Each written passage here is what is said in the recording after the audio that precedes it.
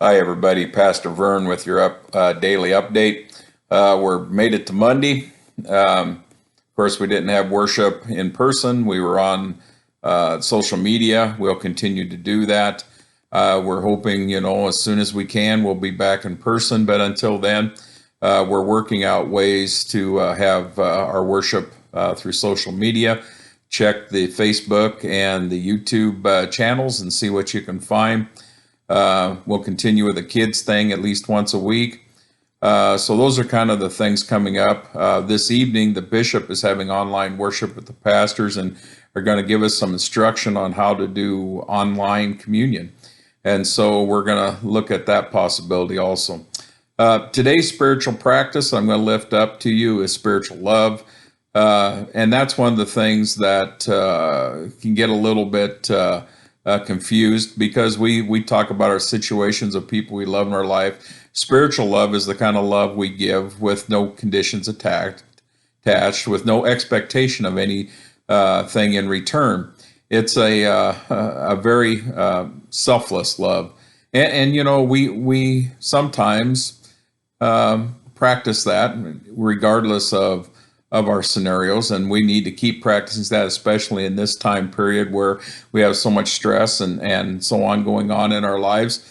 Spiritual love has to do with being able to reach out to people in a way that might touch their hearts without any expectation of them coming back. Phone calls, email messages, all those things that can keep us connected, even though we're not face to face.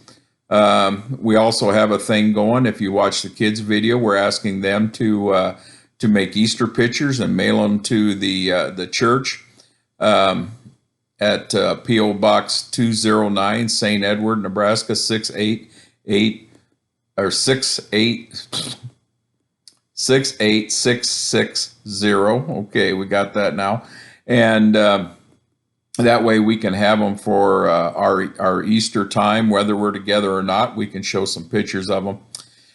So, that's the things we're looking at now, is doing things that help people through this time without the expectation of anything in return. And speaking of that, we have a couple things that I want to lift up to you that I maybe should have included yesterday, but UMCOR is using a lot of their resources to take care of still natural disasters. There was one in Tennessee with some tornadoes not long ago, and they will continue to happen even though we have this going on. So we would ask that if you have the opportunity to share some resources with UMCOR, get online, you can do it that way.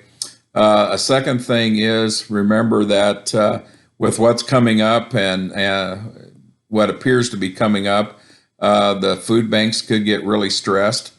And so we would ask that if you have the ability to help with that, please consider that as part of your spiritual love.